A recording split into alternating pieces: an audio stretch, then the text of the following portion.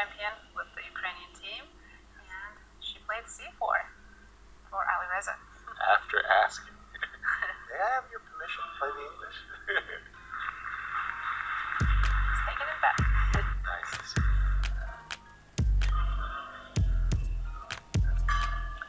And we're underway. It is that fast. We are with Alireza and Duda. And Alireza in the rapid has been playing knight f3, e3, bishop b2, and he's kept.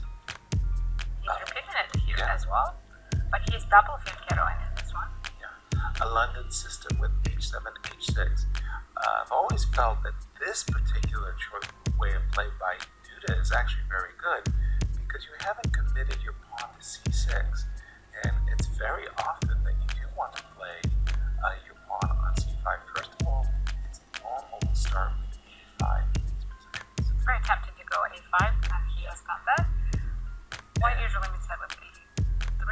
And now, here's the point that you would like to play c5, so that you're threatening to play a4 on e6. Consider the second best. To e4, knight d7. There's still, in theory, I said there's still 36 games in the database. No, Peter, this is a funny one, but why isn't white playing the move e4, e5? I think you might eventually have to do it, but reviving the bishop on h7, I think, is supposed to be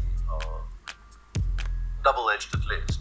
For the time being, it's a kind of a strange piece because it's not really doing very much. It's severely restricted by the white pawn chain, but it creates some pressure against the white pawn chain, which is why I think people go for this line of black as opposed to the normal, let's say, King's Indian attack where the bishop would have been on c8 and would have been developed with a long diagonal eventually, probably. My feeling, go on. Sorry to interrupt. H5 is interesting, right? Black wants to take on e4. So how do we deal with that? Usually knight e5. So whether you play e5 and as Peter was saying, awaken the bishop and you kind of close your bishop in.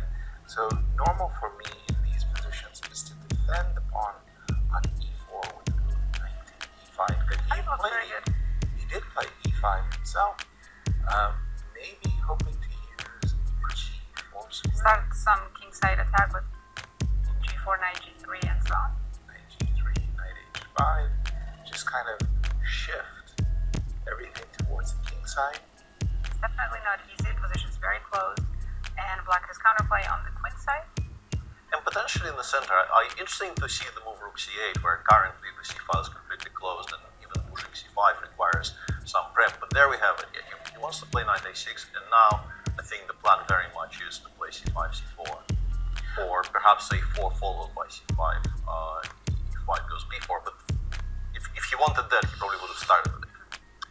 It feels to me like Duda has played the position very slowly in the sense that he's not opening up the queen side so easily, and that was why I felt the move c6 was wrong. With the pawn on c5, he would have been threatening e4, and it's taken him a while.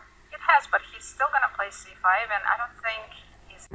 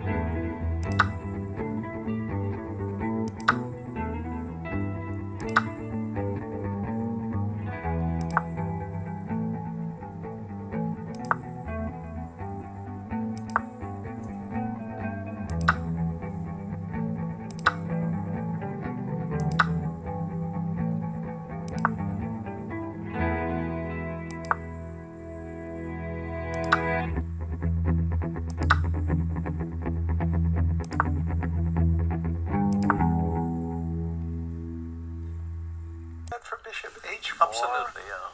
And this is the glue in White's position, the knight on e1. I think this move, king h2, was intended to take some of the sting out of bishop h4. In anticipation, but rook takes b3, and this idea is just extremely strong. Yeah, And White still hasn't started anything on the other side. exactly. Well, in for a penny, in for a pound, he's got to go. Kind of bluffing, I guess Yeah. HG he'll play f5 or something, because I don't really see that. Like, what the follow-up is unclear to me here. That Queen might- g4? Yeah, but there are no attackers on that side. Alireza Exactly. is playing so calmly with 10 seconds on the clock. And by the way, no real threats, because queen takes e5. It might be just trying to play. Well, there's a bit of a trap maybe. I can go gf4 and knight h5, queen takes e5. Seems like we've taken everything, but then after knight f3, it gets tricky. You can show it to him. But then I suspect Black is still Duda winning. has 2 minutes, so he might. Yeah, Well, I think he might just take on d3 here. Knight takes d3, knight takes d3. Knight is d3. Okay. Yes, there we he's go. done that. There we go. Knight takes d3. Taking Yeah, White will advantage of open the up spin. g-file and give any chances to White. Knight takes d3. Rook takes Alireza made that move with 1 second on the clock. Wow. Yeah, But it's yeah. all fallen. It's all fallen apart for White here. Rook No, I'm kind of drawn to the idea of play rook takes g3 so that knight h5 never happens because we have enough. But yeah, there's no reason to do it. Well, he's still trying to Rook break takes c2. Just something on a file, but yeah, continue commenting get everything. traded. Bishop takes to have queen takes e5. Exactly, keeping queen takes e5 in the pocket. Bishop will drop back to g6, or maybe even d3. So, Duda's playing a perfect game. so far, it's all gone very, very smoothly. And this also reminds me of that interview Vladimir Fedoseev gave after the last round where he said adjusting to the new time control and playing as quickly as you have to play in Blitz after playing 3 days of Rapid is not often very easy. And we're watching this because Alireza is definitely one of the strongest Blitz players in the world. He's being dismantled in this. But also look at his time management. This is not how he normally plays in terms of pace. He's playing much slower than he normally would be. I think A1's about to become another queen. By the way, yeah, It's a handshake. Great very game for Duda. impressive game. We're going to switch quickly